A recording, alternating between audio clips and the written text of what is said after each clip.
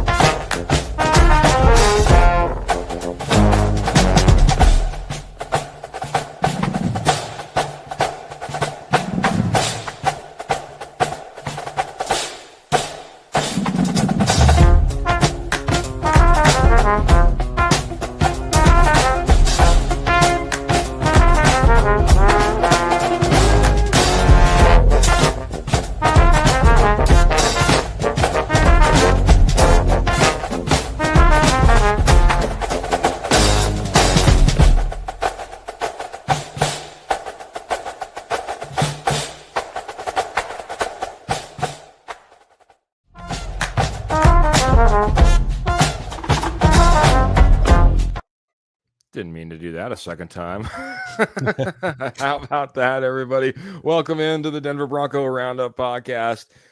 My name is Keith Brugman. I'm going to be one of your hosts this evening, man. We've been working all week, working for the weekend, but more importantly, working to talk some Denver Bronco football with all of you. I got my trusty co-host along with me for a Friday night ride, Mr. Trevor Rocket Man Salzman. How we doing, Trevor? Doing well, Keith. And hey, I mean, maybe, everybody loves our intro so much. You want to play a second time, replay. No, I hope everybody's doing well on a Friday night. And hopefully everybody has big plans for the weekend, but not so fast. I mean, we got to watch us first and then plans later. But all joking aside, hope everybody's doing well and can't wait to talk football. OTAs. Talk anyways. Yeah. And if you're packing up, getting all ready, and you're like, man, I'm going to miss you, don't worry. Apple iTunes. What am I talking about? Apple Podcasts, as well as Spotify. You can take us with you on the go as well. So don't forget about that, man. OTAs, man. Just love the fact that we get to come in here, start talking some football, some real football, I guess. Some guys in the facility, some guys working out, some guys getting in front of the microphone, the coaches getting excited about football. Makes me get excited about football as well. And it just makes me always think, we're always like, oh no, the dreaded off season, Trevor, what are we going to do? It seems like at every turn we've got things to talk about. And it was great to see Broncos being welcomed in and working out there at the facilities. First impressions, before we get to that, just want to say hello to just a couple of people, if you don't mind. And then we'll get into those first impressions. I got Michael Ronquillo coming in here, rocking in here on a Friday night with 100 stars. And we appreciate Michael Ronquillo coming in and saying, good evening, Keith and Trevor, and Go Bowl Broncos. Got the blue and orange heart, got the Mile High salute. And we appreciate you, Michael. It's good to see you, as always, my good friend. We got Pearl coming in here and saying hello. We'll get to some questions as well. Ernie Mays walking in here, running in here, rocking in here on a Friday night. Go Broncos country only. Go Bo Nix for 6. Hello, Keith and Trevor and Jody and Kenny K, 13-4 and 0 for Bo Nix. And then, so he's already got that prediction going out there. Good evening, everyone. Coming in from Mr. Roy Osborne. JC Weaver coming in over on Facebook saying, fellas, so excited. Football is back, man. And yeah, just excited to see everybody in here rocking, talking some Denver Broncos football. Glad to have Broncos football back in Mile High and all those players back in the facility, at least for a couple of weeks. Trevor, first impressions, man. Anything right off the bat that you want to talk about as OTAs kicked off for us? I mean, right off the bat, I think we got a couple answers to some questions I think we had throughout the offseason, Keith. And it's one thing that I didn't bring up backstage, but it was Mr. Drew Sanders now going to be an inside linebacker. He's not going to be switching back and forth between edge rusher, inside linebacker. Now, officially going to be inside linebacker as the Broncos drafted him a couple of years back. So we got news on that. But I mean, just overall in general, it's just good to see the players kind of, running around the field.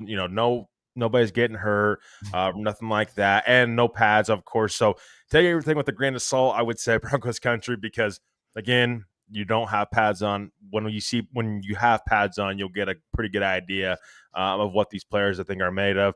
But it's, nevertheless, it's great to see everybody out there, all the players out there, most players out there, I should say, and, battling out and just kind of being around each other. I think it's always a great time to kind of come together. It's been a long off season. I know players do that kind of behind the scenes, but it's good to get everybody together on the same team and on the same page, kind of doing all their installs right now during OTAs.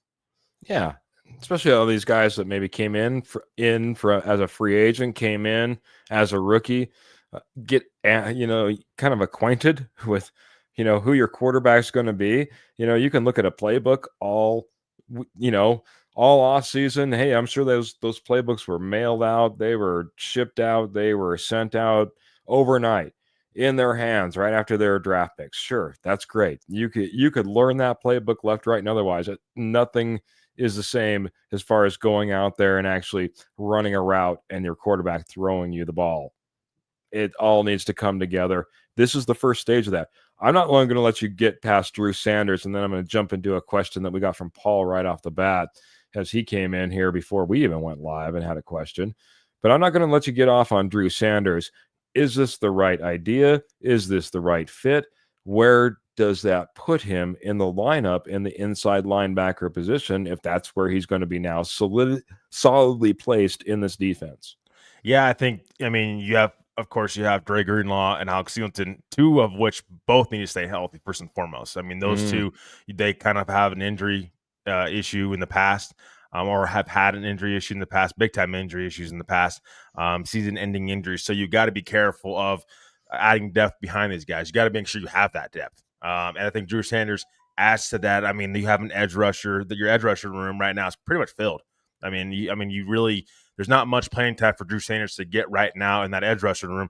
But in your inside linebacker room, if one of those guys would go down, Dre Greenlaw, Alex Singleton, or whatnot, Drew Sanders can now kind of fill in and be that guy, that they drafted him to be. I mean, if they wanted to go draft an edge rusher, who just said they couldn't went out and draft an edge rusher a couple years ago? They drafted Drew Sanders to be an inside linebacker. It's just taking him a little bit of time to kind of get back up to speed. Of course, he had that big season-ending injury a year ago. He's had to kind of battle his way back. But I think inside linebacker, Keith, and POSSE is a great way to utilize him, because you can utilize him in different formations and different packages, and be able to keep guys like Alex Singleton and Dre Greenlaw kind of off their feet if Drew Sanders is able to play up to his ability. Yeah, I loved what he showed in college, being able to, really sift through traffic from that inside linebacker position and get into the backfield. I think that's where he's the best. It's not the same as being lined up on that outside and now being a kind of a gunner that needs to go in there and is expected. He does well in traffic, and it'll be interesting to see him put back into his original position, the place that he was drafted to be in. We've played all over the place with this Drew Sanders experiment, and now maybe he finally gets his best opportunity, because, like you said, his best opportunity isn't going to be out there as an edge guy.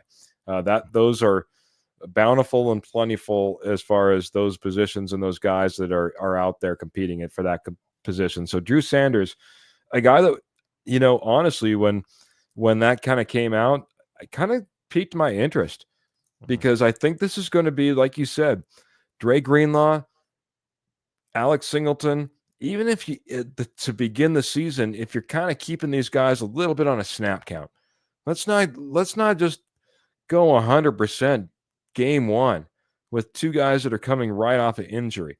We've got a third guy. We've got Drew Sanders. This is really a guy that is one to be watched, I guess, because I think you're going to see a little bit more playing time possibly than what we've seen in years past, and at the position he is supposed to be playing in. I think that's going to be huge for Drew Sanders, and that's a kind of I think, an underlooked story in OTAs. I told you though, Paul, we were going to get to you, so I got to get to these to these comments, these thoughts and these questions that were coming in before we even got started. He says, first he said, which 5'8" running back is our third string guy?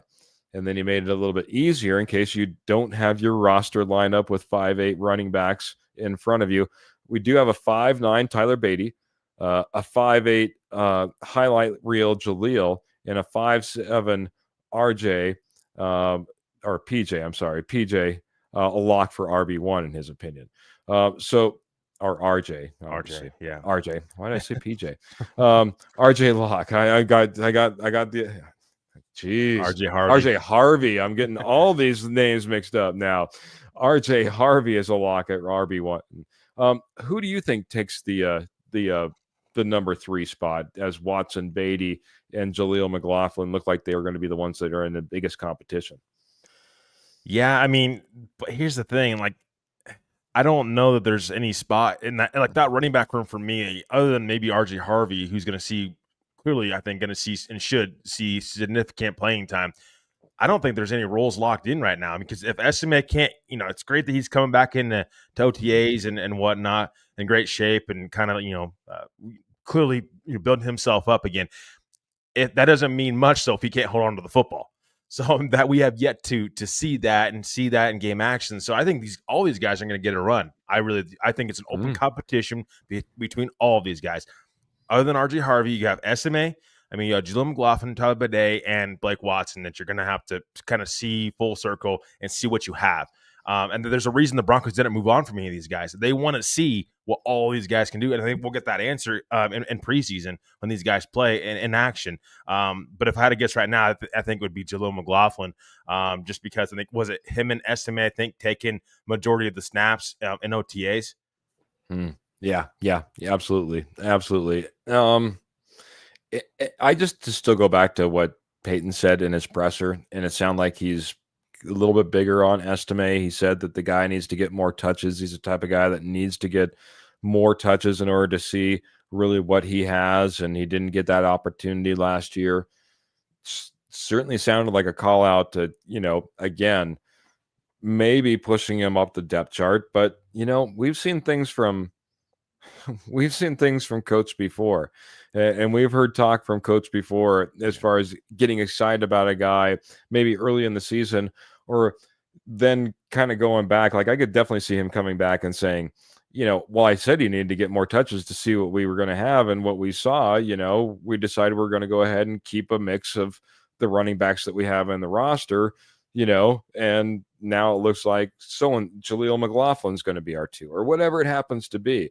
I think there does happen to be an opportunity, but from the get, like I said, I think Audric Estime, the way that this coaching staff, this GM evaluated him, saying that he was, a great value, that they valued him higher on their draft board than where they got him. And then coming into a second year, I think that there is opportunity for Estime in particular, because you do, I don't know, you expect value out of that. And I know that Sean Payton says it doesn't matter how you got here, it's what you do once you get here. But you do expect your number 1 first round pick to do more than your 7th round pick. Just let's not play each other. You know what I mean? I think there's an expectation with Estime, and because of that, he should get a few more opportunities. Do you buy that, though? The whole, like, I got to get Estime more involved, when he was inactive in Buffalo. Like, it was whose decision was that? Like, it's one of those things like, okay, I need to see it before I believe it. You're telling me one thing, but let's see it through before it actually becomes true. I get it. They're high. They clearly will still like Estime. They see something in him if he's still on the roster. But you have how many other different running backs too that are still on the roster that are competing as well. So I think for me, on the whole Estime thing and who's going to be RB1, RB2, whatnot, because clearly Sean Payton's going to use multiple running backs still to try to keep these guys fresh. But I think it remains to be seen on who exactly those guys are that he kind of in his wheelhouse that he trusts to be able to put there on the field consistently, because it's what this team needs, especially in that running back room. You need consistency. Excuse me. It's all right, buddy. It's all right. Um, Maybe we'll switch gears just a little bit. Didn't have these names particularly written down, but Phil McLaughlin has them written down. And he has them written down with 100 stars as he comes in tonight. And he says, "Good evening, Keith and Rockaman. Great reports on Loner and Bryant." Um, First off, did you hear any reports between Loner and Bryant? And secondarily, which one would you be more excited to take the biggest leap in from this off season heading into, obviously the regular season where we really want them to perform? I mean, I think we've heard Sean Payton really kind of put it out there that there's a couple different players that he's excited about and that like look good right now. Again, no pads on, so we got to take it with a grain of salt. But I think for me, what the most exciting one I think was going to be Pat Bryant, because I think he's the guy that you can plug and play right now. I think Caleb Loner is kind of a long term. I don't want to say project, but he's more of a long-term piece that you're hoping kind of develops into something down the road. Maybe, didn't get a lot of experience in college playing tight end. I mean, there's definitely upside there. That's why you take him in the 7th round, but you got to give him some time to kind of get acclimated into the NFL, get his body right and whatnot. So, and then he has to learn an NFL offense, and Sean Payton's offense isn't easy to learn from what we've heard. So I think Pat Bryant's a guy that I think will see the field a little bit sooner than a guy like Caleb Loner. But it seems like Sean Payton and this Broncos team just in general is kind of excited about multiple different players. I mean, we just talked about it, Keith, behind the scenes. Troy Franklin. I mean, there's still that open window and open opportunity for Troy Franklin to take a big step up this year. And I think Sean Payton has that confidence in him to do so. Well, let's just go. I'll talk about this for just a second, but we'll jump over to Troy Franklin because I think you're right. I think, I hear Bryant and how he's going to be competing. I there's a certain part of me that doesn't know how many of those guys that are listed as far as him competing with, he's actually going to be competing with. As it sits right now, the Denver Broncos have brought back more players than any NFL football team. There's going to be, we have 90 men plus on the roster at this point, Trevor. There is going to be a thinning. I don't think we're going to end up with that high percentage that we see right now. I think there's going to be some players that, I always say it every single year, we know, we love, we'll probably be even cheering for and rooting for, maybe on a different team, especially if they're in the NFC. That helps. But they won't be on the Denver Broncos. And I think the wide receiver room is going to be a competitive room, but I think that Pat Bryant is going to automatically show that he's going to be a guy that's going to be demanded to be on the field, probably first and foremost. And you're absolutely right. I think you just brought in a guy that, posted the Joker meme when he got the day after he got signed, you know what I mean? Riding through the streets, hanging out the window. One Evan Ingram, that's the guy that's going to get the first and the biggest opportunities when it comes to that receiving tight end, right? Mm-hmm. That's the guy who should get that opportunity. And unfortunately, you in most offenses, and certainly in Sean Payton's, you're going to have a blocking tight end and you're going to have a receiving tight end. Not very often that you're running out there with two receiving tight ends, as your lineup. And that would be a lot to ask Caleb Loner to be that guy if you're going to run a Patriots style offense of days gone by. How's that? Mm-hmm. And I could see like a Frank Crum kind of role for Caleb Loner. If he makes this roster, the Broncos keep him on the 53-man so they don't lose him or have that risk of losing him. And he just kind of sits for a year and they let him develop. And then maybe we're talking about next season, him really kind of putting his foot down and, hey, let's see what this guy's got, but kind of giving him, some time to kind of find himself in the NFL. With a guy with a lot of upside, that's what teams like to do. They'll stash him on a 53-man roster, and then they'll give him some time to develop their game, and then they'll get their shot. But they don't want to give up on him right away. If Caleb Loner earns his spot on this roster, I could see the Broncos doing that, what they did to Frank Crum last season. Gonna say hello to a couple more posse members. Clayton coming in here saying, hey guys, and he's always reminding me, better than I do myself, to smash that like and share button. We sure appreciate everyone who's done so, because this posse has grown. It's growing bigger and better, and with every single edition of every single posse member, and we appreciate everyone that's out there showing the love to us, so we can show more love to Broncos country and talk a little bit more football with y'all. So wanted to, and then Graham coming in as well. Almost threw me off because I thought it might have been our good friend Clayton. He's saying, "Hey guys," and "Hey Posse," giving us the mile high salute, and appreciate you hanging out with us as well.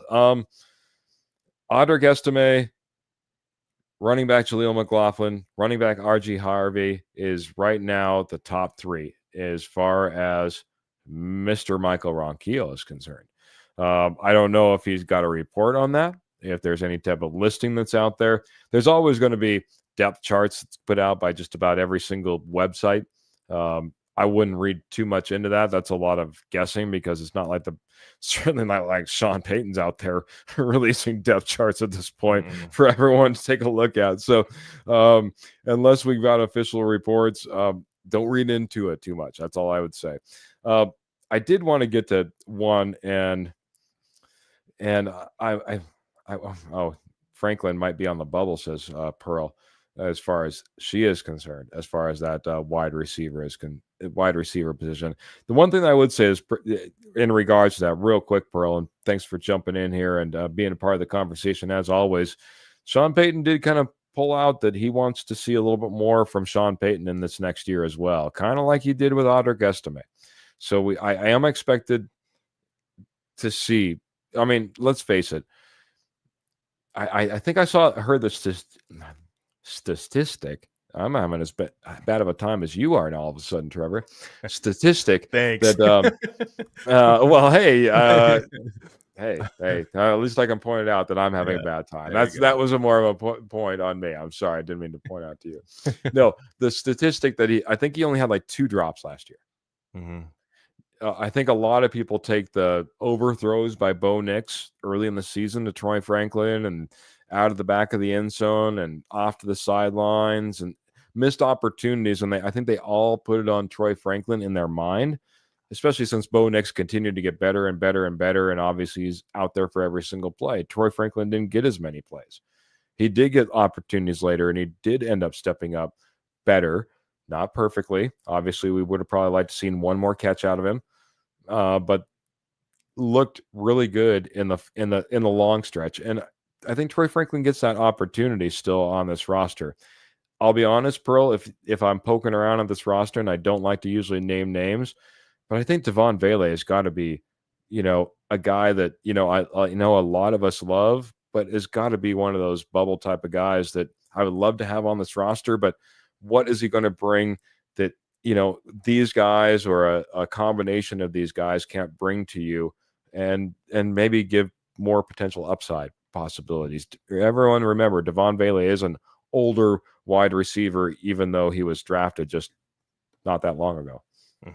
Yeah. Oh, and here's the thing. I mean, I think this is correct too, because you could kind of tell some of the Broncos moves that they have not made this offseason actually is really investing in the wide receiver room. And I say that like they haven't made a big splash in that wide receiver room really much at all. I mean, other than selecting Pat Bryant in the draft in the 3rd round, they haven't really done much at wide receiver. I mean, they've pretty much, like you just said earlier, they're rolling a lot of different a lot of players back on this roster from last year. I think Troy Franklin's one of those guys, and from what I heard from Sean Payton, he's hoping Troy Franklin takes that step and believes he can take that step like Marvin Mims did last season. And I think that's absolutely, possible. Troy Franklin's young. I think 21 years old now. He just turned. Yeah. I mean, he's very, very young. I think that it did show. I think that he did see the field last year, though, despite Denver having Josh Reynolds and having, that difficult decision with Tim Patrick. Everybody talks about Devon Vele taking Patrick's position and spot on the roster. But again, it's just like Troy Franklin did play most of the season too. He had to earn that. He didn't just get that. And also, Keith, he had 3 drops in the season last year. But again, drops were a big thing for Troy Franklin in college. So it's good to see him, have less of those and continue to be able to catch the football consistently going forward for Bo Nix, and him and Bo Nix to have that connection from the Oregon days. Absolutely. Thank you for correcting me. As soon as I'm as big as Rich Eisen and I have that guy that gets all the stats for me, so I look amazing, then that won't happen again. Not 2 drops, but 3 drops. But no, it's just less than I think that most people really account to Troy Franklin, and they're like, oh man, Troy Franklin, geez, he was terrible. You know what I mean? It's like, well, I think we need, like you said, young guy, second year in the NFL. We need to give this guy some opportunity. Paul Schaefer saying that A.T. Perry's creeping in the shadows, laugh out loud. But that does bring me to one other point that I want to get to as we're coming up on about the midpoint. There was a few that weren't at OTAs, but the only one that was necessarily called out, by the way, A.T. Perry was one of them. I thought that was kind of interesting. But so was like PS2 wasn't at OTAs. But I think there's reasons why some players might be excused, and it'll be okay if they're not at OTAs. John Franklin Myers wasn't at OTAs, isn't necessarily expected at OTAs either. And just want to get your opinion on that whole situation when we see, I know it's just organized team activities. This is nothing that's mandatory minicamp at this point. But John Franklin Myers off working on his own. What does that mean for a team, especially a team that's been put together by Sean Payton and we've talked about the culture change and the way this team is very much about the camaraderie and the way that, the passion of what they're doing as a group. Does this serve as a distraction right now if John Franklin Myers is, kind of knowingly sitting out for a reason? I wouldn't read too much into it right now just because it is voluntary, for players to show up. But I do think I'd be interested to see down the line when it's mandatory for these guys to show up, what ends up happening with what, so.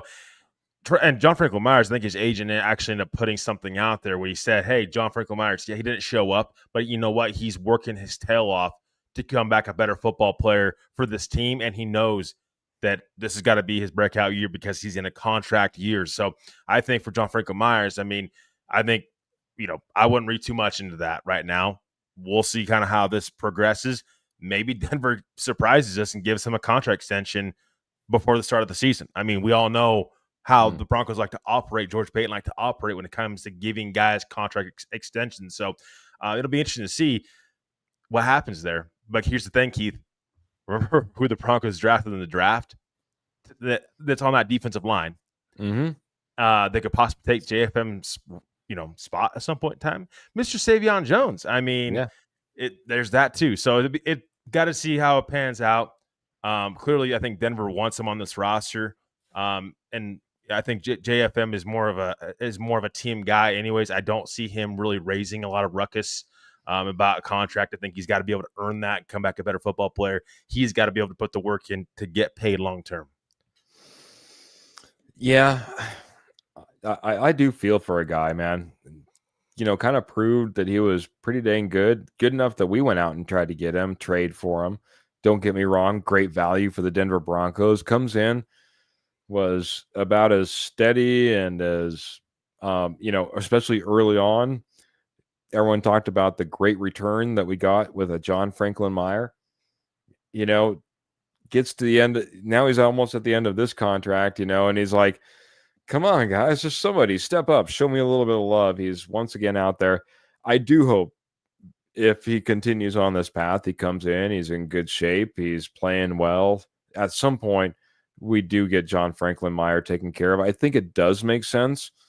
I don't think that it's going to be crazy. And I think that you could go up and down this roster, especially on the defensive side, and probably find guys that would be like, hey, man, I'd be able to work a little bit with my contract in order to keep JFM next to me on, every single Sunday or when we line up. Michael Ronquillo coming in with Star saying Sean Payton said that wide receiver Pat Bryant is more ahead of schedule than wide receiver Devon Vele was in his rookie NFL season.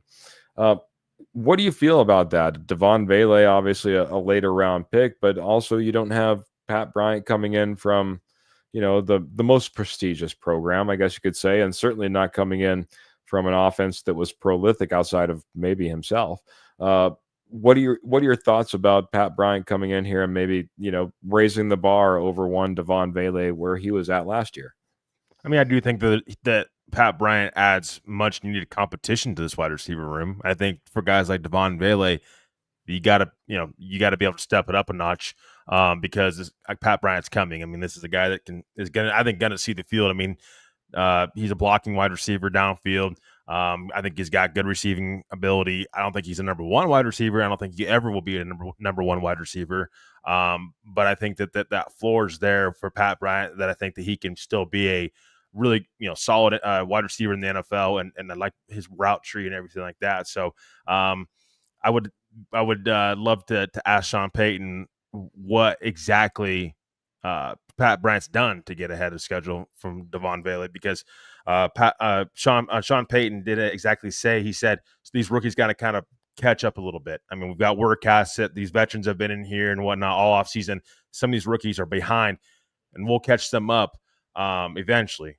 So it'll be interesting to see. If I've heard good things about Devon Vele so far. Again, take with a grain of salt, because these guys aren't in pads; they're out there throwing a football around, without pads. So, I think we'll see that competition kind of take place, and everything kind of fizzle out when we start seeing them, put on pads and whatnot. We'll get a better idea of where that wide receiver room looks like.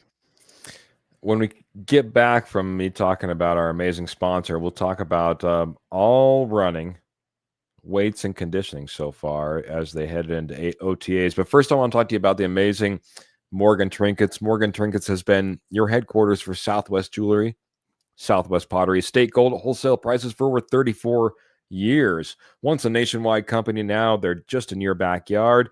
Northern Colorado, Southern Wyoming, doing amazing shows. The last time I checked, they were out at Longmont Fairgrounds last Saturday. I hope they had a fantastic show out there.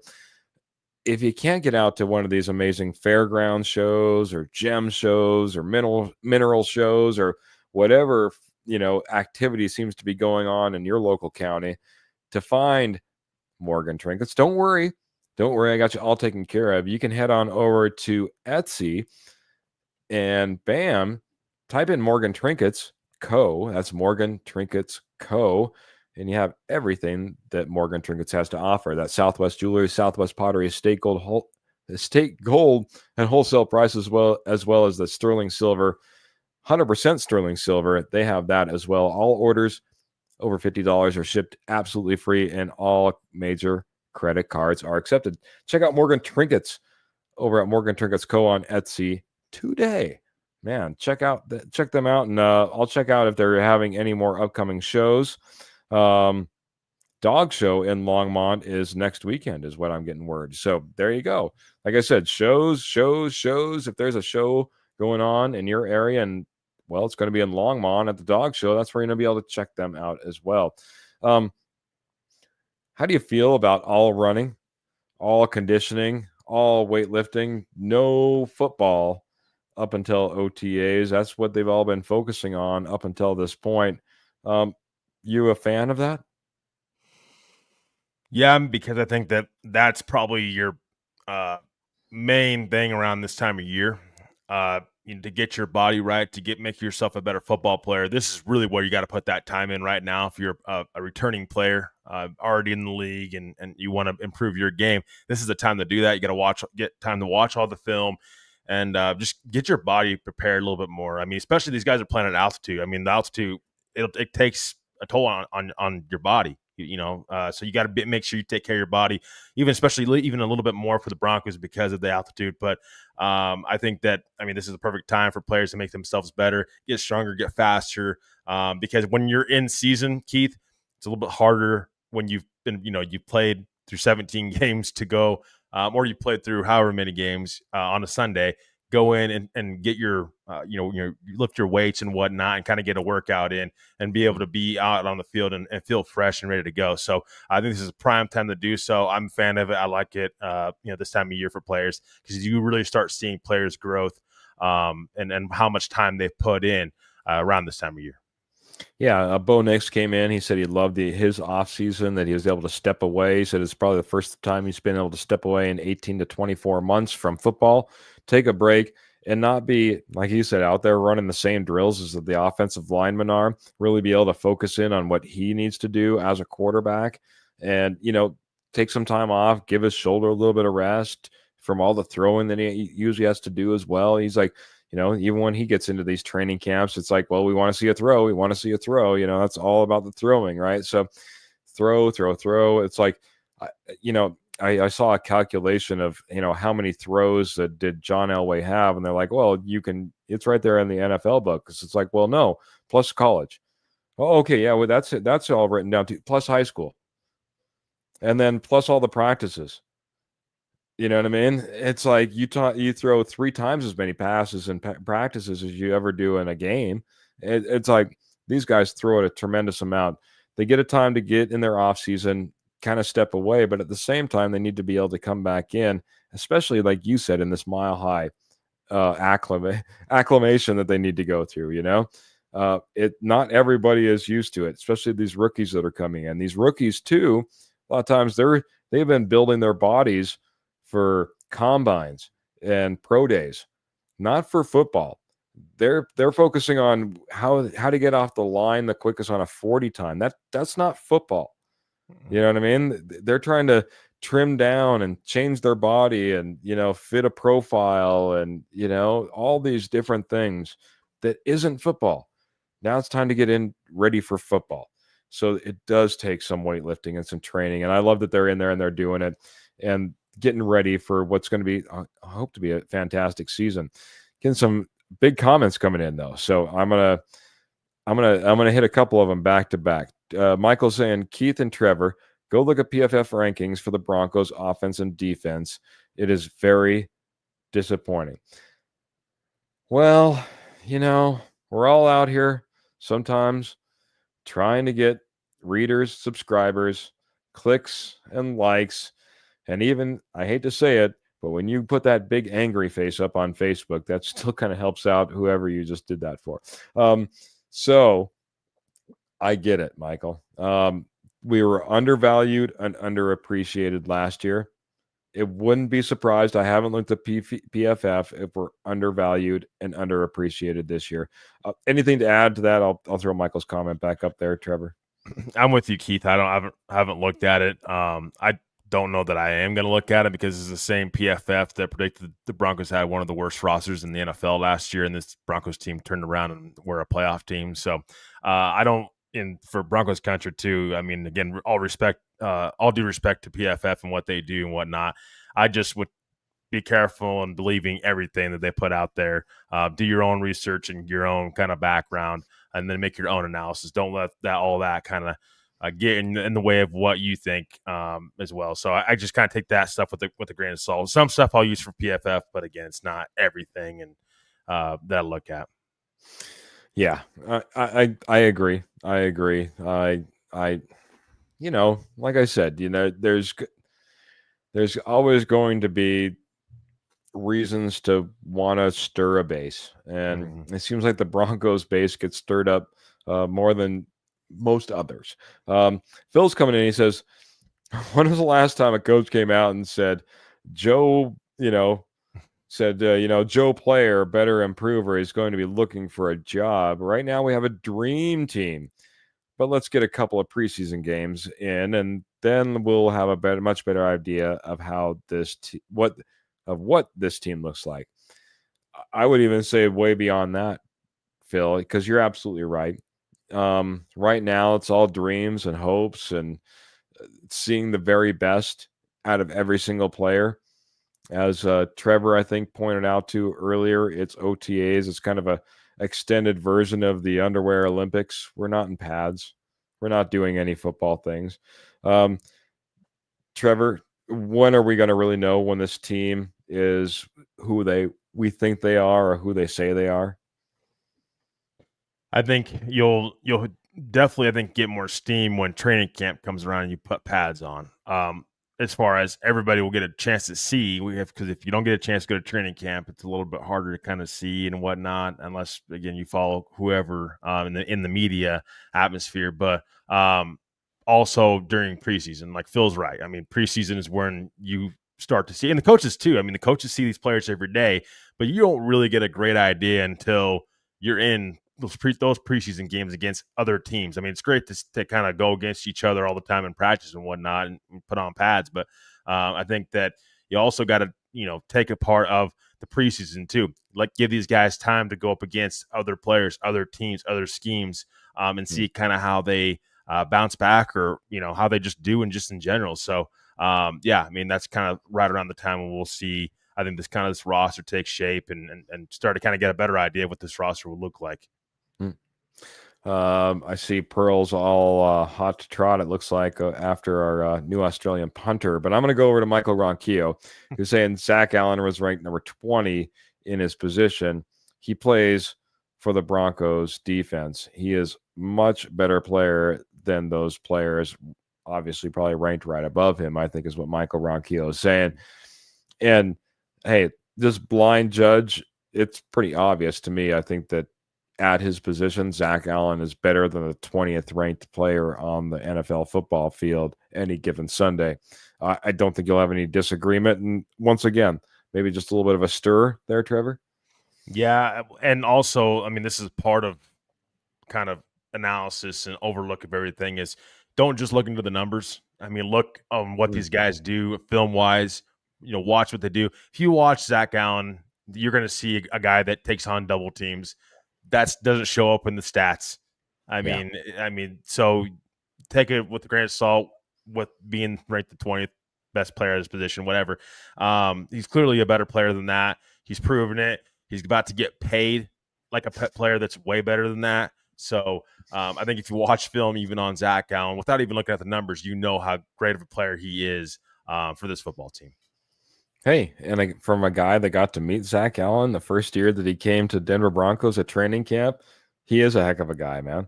Like, literally a heck of a great guy, man. Just to take the time, talk to you like a normal person, and but yet the one thing I would say about Zach Allen, and it translates to what we all see on the field, he has this like emanating like passion.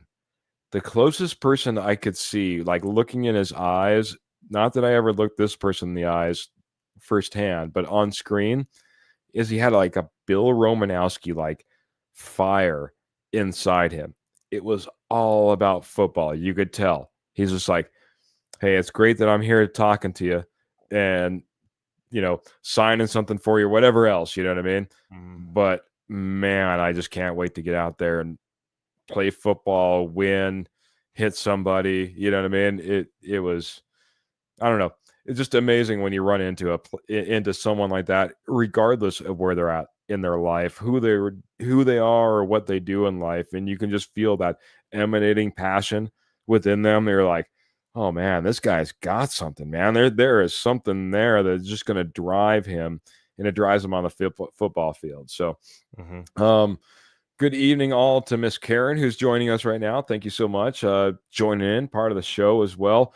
I can't believe that we've gotten like 43 minutes through this and haven't talked about this yet.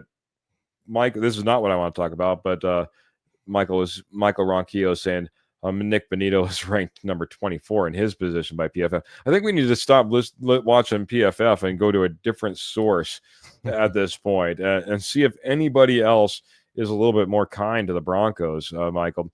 I can't believe that we haven't gotten to this, man. Bo Nix, second year. Bo Nix himself said it. Sean Payton said it.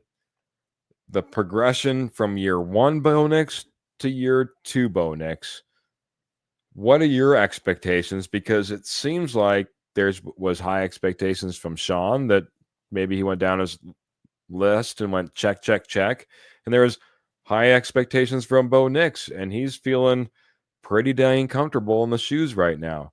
What are your expectations then, especially that being out there, for a Bo Nix from year one to year two as we kick off really the next season, the second season right now with Bo Nix? Yeah, I mean, you're expecting progress. I mean, essentially, he needs more help on offense, first and foremost. I mean, they got to be able to run the football more consistent and a lot better than they were able to do last year. lot was on Bo Nix's shoulders throughout the year, and a lot on this offense had to be how great Bo Nix could possibly be, or this team just wasn't going to be able to move the football. So I think for Bo Nix, I mean, what does a second year of Bo Nix look like? A progressive year. I mean, I think for me, I think about the fundamentals, Keith, not just the stats. I would say footwork got to be much more improved. I think that he's got to be able to hit that deep ball a little bit more. I mean, we've seen that kind of flashes against Buffalo when he hit Troy Franklin deep for that touchdown. We've got to start seeing that a little bit more, getting that ball on time, on target to his guy.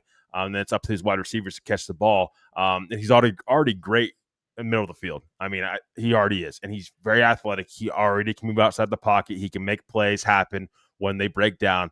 But that's for me the biggest thing. It's his footwork. He's got to be able to hit those deep balls when your opposing defense is given to you. And you have guys like Marvin Mims, Troy Franklin, who can take top off the defense.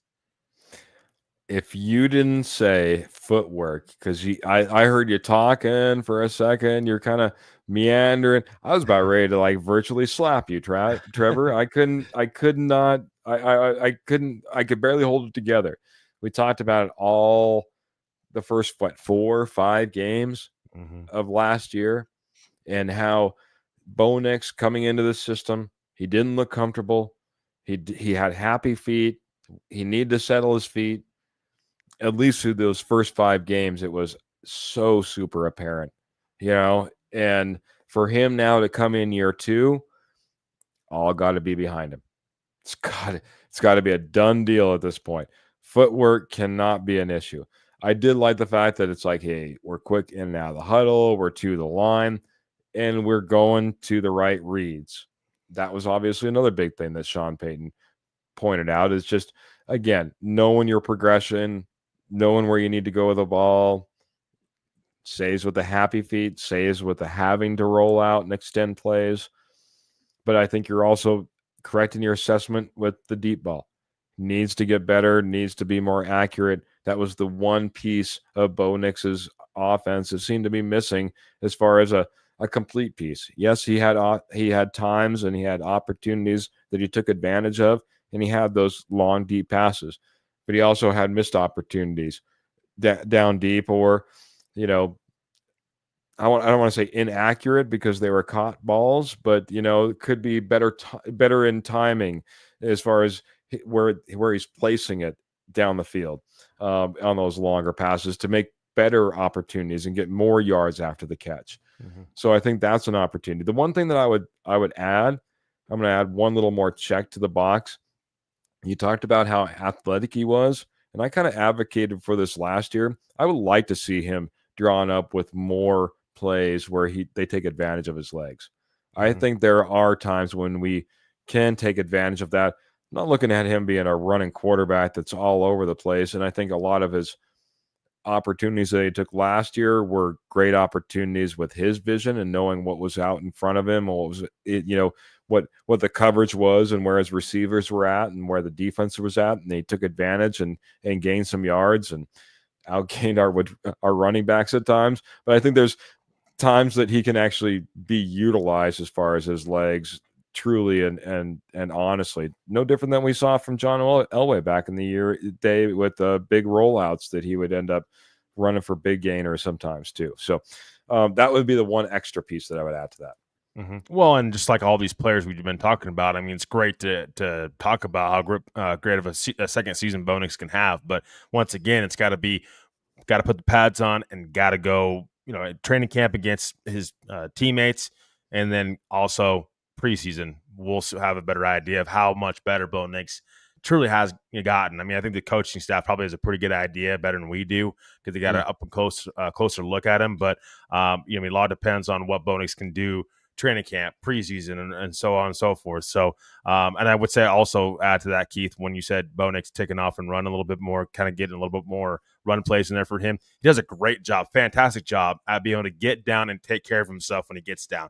I mean, when he takes off to run, does a great job of doing that, protects himself so he can stay on the field and stay, being the Broncos quarterback just in general. So you see so many of these running quarterbacks just take off and they're not able to protect themselves. They don't get down when they should. Bo Nix again, high football IQ gives me a lot of confidence that he can come back better in season number 2 for him. I agree, man. I want to see that progression. He's the type of player that, well, Sean Payton was looking for. He's a smart player, mature player, loves and breathes football. I think that he takes lessons. I just think he's that mind quarterback that we need. We said it from the very beginning. I think early on in Bo Nix's career, he's not going to be the most impressive arm talent you've ever seen play on the football field. Never going to be that guy. Just isn't going to, it doesn't have all of that, right? But guess what? Peyton Manning had that for a limited amount of time and won Super Bowls without it because he had the mind in order to go out there and do that. And that's what I see from Bo Nix. He's intellectually in the game. He's understanding it. A second year in Sean Payton's system, it'll be fun to see how not only early he adapts, how quickly maybe we get off and running, possibly, but also what more can be opened up within this Sean Payton offense. We had a whole episode about this. It's about time that this offense starts to come around for Sean Payton, Trevor. Yeah. We've seen this defense be elite, but we didn't bring Sean Payton in for an elite defense. We brought Sean Payton in for that offense that was supposed to be one of the best in the industry, and he did great with a rookie quarterback. Don't get me wrong, but let's face it, I think pretty soon we're all going to be itching for an amazing, Sean Payton. Let's face it, we had Drew Brees out there setting records left and right for yardage year in and year out, in an electric offense that was unlike anything else we saw from just about any other team. When's that coming? Is that this year, Trevor? It should be. And I think it has to be. What you're kind of running out of excuses, right? Bo Nix's second season in the league. I know injuries can happen and whatnot, but got to be able to see this offense take a step forward and take steps in the right direction. You're able to add some playmakers to this offense. R.J. Harvey, Evan Ingram. You still have one of the best offensive lines in the league. You're able to add on to what you did last year, but we've got to see that progress on the offensive side of the ball this year. Because you're right, Keith. We didn't bring Sean Payton in and traded for him multiple draft picks, high draft picks at that, to have an elite defense. You got to be able to stay on the field consistently and be able to run and to move the football. And here's the thing too, Keith, you got to be able to do that and not it be Bo Nix all the time. I understand Bo Nix is a very talented quarterback. You got to be able to run the football, though. You have an offensive line that had one of the top run block win rates in the NFL. You got to take advantage of that, and you find your running backs to be able to get you there and move the ball down the field. All right, man. I thought about playing the graphic. Maybe I will. We could do this really quick. I see Patrick's coming in. He's saying hello, and I figured this might be let me get this all arranged here. Sorry about that. Let me get this all arranged. I think this might be a great opportunity. Maybe kick it off. We haven't done this in a while. I usually only do it with Kenny, so hopefully you're ready for this. This is Let's go.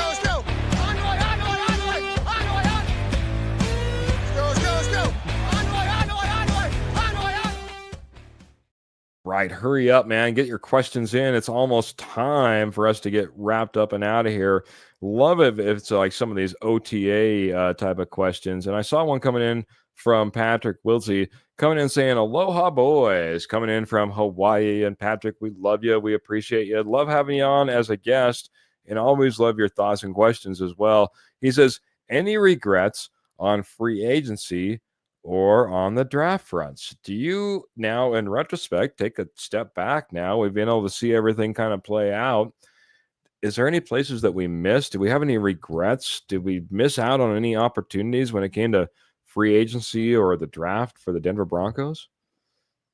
I think you got to see this roster play out before we can kind of go back and say, okay, well, they should have done this better and they could have added this over to this guy. Or he wasn't the right fit and whatnot. So I don't want to kind of put that on like Evan Ingram, some of those guys right now, Dre Greenlaw, because we got to see them play. But for me, my biggest concern, Patrick, honestly, in Broncos country, just in general, is defensive line. I mean, I've been pounding the table. Keith, you know this too. I've been pounding the table for more defensive line depth all offseason, and it's just not been addressed. It's one of my biggest concerns because you get a guy that goes down, you are suddenly hurting for depth. I mean, you have Audric. Okay, what can he do? I mean, DJ Jones, you brought him back, but you did nothing else that defensive line. You have teams in the AFC West in your division that are going to be able to run the football and have really good running backs. I mean, you have the Chargers who, Harbaugh loves to run the football. He's got 2 running backs now that he can do that and do that at a high level alongside that offensive line. You have Ashton Genty now added to the AFC West. Isaiah Pacheco is going to come back healthy. I mean, I just feel like there should have been a little bit more emphasis on adding to that defensive line up front. For me, that would be one of my biggest concerns going into the season. Patrick. Yeah, Patrick, I'll go on the opposite side. I mean, I talked about it a little bit as well. I thought we could really go out there and maybe address that center position because let's face it, I saw a comment earlier and I apologize. I'm not going to be able to call out the name that dropped the comment, but did we get a little bit lucky with all the health we had last year? I think there's a little bit of luck in there because we certainly outperformed just about any team. Now, does that mean that we only dropped 5, 7, 10%, more injured than we were last year? And that puts us a little bit more on average with most other teams. That's one player. That's one player getting, injured for an extended period of time. If we happen to see like a guy like Luke Wattenberg go down and Alex Forsyth is our only backup that we really have on this roster, or possibly an undrafted free agent that we're maybe take a flyer on. That's kind of where we're at. This offensive line, I don't think has the depth that we would really like to see. We've invested a lot into our starters, but these starters might need to will have to stay healthy if we want to have a prolonged run, in my opinion, or really have some guys step up in some positions that I don't know if they're capable of playing at the same level that we see across that offensive front. It's been a long time since we've went out there and got a left tackle, Broncos country. We're still waiting for that one. Still waiting for a tackle for that matter. So I guess if that was, I was going to go the same place you were, but kind of go a little bit different place. That's another place that I think we have some concern. I did have some concern about that linebacker position. I don't like, Alex Singleton, the Dre Greenlaw, a lot of investment where there might be injury. Now we're going to hope that Drew Sanders can possibly come up as that third guy and kind of step into that position in once again, a new position for himself. So once again for the Denver Broncos. So I guess that's my thoughts. So around that one, just checking to see any other questions that are coming in. I want to get your thoughts on this. The tush push. It looks like we're another year in the tush push. I know that there's just been a lot of talk on it. Tush push. Are you good with the tush push? Yes, because here's my thing on the tush push. Okay, if we start banning plays, but you ban one play, what's going to happen? Trickle down effect. The next great play on offense is going to get banned. You don't want to start that right now. If you can't stop the tush push, that's on you. I mean, they get down to the 1 yard line. They're moving the football down your throat, down your defense's throat, and they get to the 1 yard line, and they do a push, and you can't stop them. That's kind of an excuse, in my opinion. I mean, just you got to be able to stop it. If you can't stop it, that's on you. So that's my biggest thing. Like with the tush push, I don't want to see this. The NFL kind of get softer. I would say by start to ban multiple plays after banning the tush push. The next great play on offense they'd ban. I don't want to start seeing that trend. That's my biggest thing. Can't remember if it was 2007 or 2004 is when they put in to the rule book that you could no longer push, pull, or drag a player forward for positive yardage. Before that, you couldn't. And that the reason being is because we used to see these big masses of guys that would just crowd around the running back and they'd run down another 15 yards down the field. And so they used to just blow that dead. They were like, hey, enough of this. We need to stop this. This is ridiculous. I understand that he's upright and everyone's moving, but it's just a big standing pile. We've got to stop this. This is an uninteresting play. And then on top of that, a play that we saw late in the playoffs last year, maybe even the Super Bowl, guys launching themselves over the top in order to try to meet the tush push in the backfield. Mm-hmm. That was another reason that they decided maybe it's not a good idea to be able to push, pull, or drag any player forward in these particular positions. I'll be honest, I'm on the opposite side of things. I don't think it was great when Phillip Lindsay was thrown into the end zone for a touchdown. I think that should have been a dead play. I don't think that you should be able to throw players around or push players around. I think it's ugly football. I think it's rugby football. So I'd like to get it out. I want clean,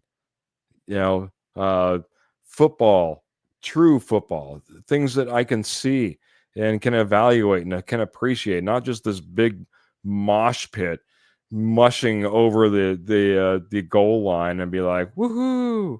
So for me, I'm on the opposite side. You got to look at it from all aspects. Push, pull, or drag. Do we want to be throwing? I know it was our celebrity that was at the draft. He's a small person and a comedian, and he brought to Roger Goodell. He says, "What do you think about the fact that if they put a small person in and we just throw him over the goal line with the ball in his hands? It's not against the rules." Again, is it football though? I want to see cleaner football. I don't think the tush push is clean football. And, again, you could argue the fact as far as injury with guys starting to, because you're going to start to see it. Mark my words. They're going to be launching themselves over the top of that pile, trying to get elevated, trying to hit Jalen Hurts before he gets crouched down and time that out. And now you're starting to talk about helmet to helmet hits, with a guy launching himself over the top of the offensive and defensive line. Mm-hmm. Don't know if that's what we want in today's NFL. Mm-hmm. And I also think that how great the Eagles' offensive line is. I mean, this is a team that won the Super Bowl. I think that's what highlights for me the most. I mean, does it work for every team? Because I think the Eagles have just been able to do this at elite level. I mean, and why? You got to ask yourself, why are they able to do it? Because they've built up that offensive line, and they are very good. I mean, they're one of the best offensive lines in the league, and they're able to pull the tush push off the way they are. I mean, and run the football. I mean, look at Saquon Barkley, the kind of year he had last year, going from the Giants to the Eagles, and they were able to he's able to have an MVP caliber season. I mean, just by running the football behind that offensive line. So I think it's due credit to that offensive line and how great they are to be able to pull off the tush push, but to get down to down the field like that, to be able to have an elite running back like Saquon Barkley have the great season he had, historical season that he had, and still be able to win the Super Bowl, I think just kind of highlights how great the Eagles' offensive line is. Oh, I don't disagree. I mean, I think I don't want to take away the fact that it is an executed play. Mm-hmm. It does take finesse. You'll never guess it from this huge, massive frame that I carry today. But in Little League, I was an offensive lineman.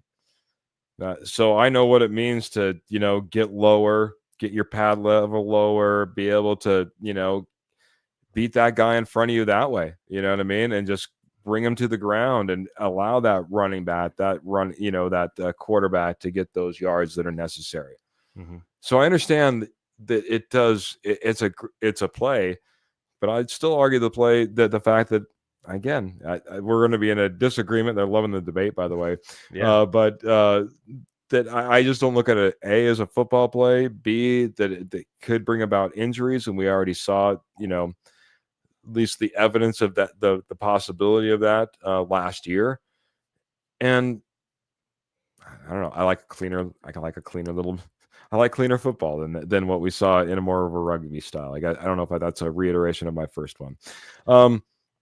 Trevor, we've went an hour, and I didn't mean to stop on the tush push, but it seems like we're almost at that time. I want to get your closing thoughts, and feel free to give me some more thoughts around OTAs before you give your final thoughts, if you have any. But yeah, let's get wrapped up, and let's let everyone enjoy their amazing weekend and dream about Broncos football a little bit. Yeah, absolutely. I mean, it's really amazing to see how fast the offseason went by. I mean, we went from talking free agents and who's going to come to the Broncos to actual free agents signing to the draft. I mean, the draft on to now to OTAs. I mean, it's really the NFL is an ongoing league. It never dies. I mean, there's always something going on. So I love it. You know, love here for the news, here to break it down for everybody. And just really appreciate everybody in the posse. You know, just the chat's lighting it up tonight. Whether you're watching live or after the fact, just really want to appreciate you guys and gals for watching. And, you know, hope everybody has a great weekend. And can't wait to see more football going forward and break down more news Bronco-wise going forward. And love the tush-push debate, too. I think we got to have more of those all around the league debates more often. So hope everybody has a great night and enjoy your weekend. Be safe. And as always, go Broncos. There you go, buddy. There you go, man. It is a league-wide sport. We probably could dive a little bit deeper into those subjects, and the tush-push is certainly one that we'll maybe see coming to our backyard anyway, or we'll end up going to them as we'll play the Eagles as well. So, you know, it does have context, I guess, if you aren't going to put it that way. For me, man, just love to see it, man. Like you said, it feels like it at the end of the season, it feels like the offseason is going to be forever. Mm-hmm. Then it goes so quick. But that being said, just seeing guys in a helmet once again, seeing them do their presser with their messed up hair, because they've been out there sweating it out on the field.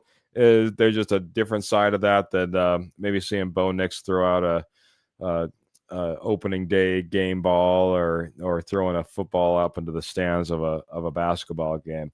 It's good to see him out there playing some football. It's good that football's back. It's good to have my posse along for the ride. It's great to have Mr. Trevor Salzman every single Friday night. But I want you guys to go out there, and I want you to like, share, subscribe. I want you to remember that we go live every Tuesday, every Friday, 7:30 p.m. Mountain Standard Time. We're on YouTube. We're on Facebook. We're on Apple Podcast. We're on Spotify. We love rocking with every single one of you. Love all the love that I'm getting in the comments right now as I'm saying, love this pod. Good night. Love this pod. No, I mean it. I really love you guys. We love all of you, man. You guys absolutely rock. This has been an amazing Friday night. Can't wait to see you again on Tuesday. And hey, if you're liking, sharing, subscribing, you know, all of a sudden you find out that we have a Super Bowl champion on our podcast for a special pop-up podcast too. Sometimes that happens every now and then. Please make sure you're doing everything you can to make sure you don't miss a single episode. Again, have a great weekend, everybody. We're going to get out of here like we always do. Make sure you keep your boots in the stirrups, guns in the holsters, and of course, the Denver Broncos in your heart. Till next episode. Have a great one, everybody.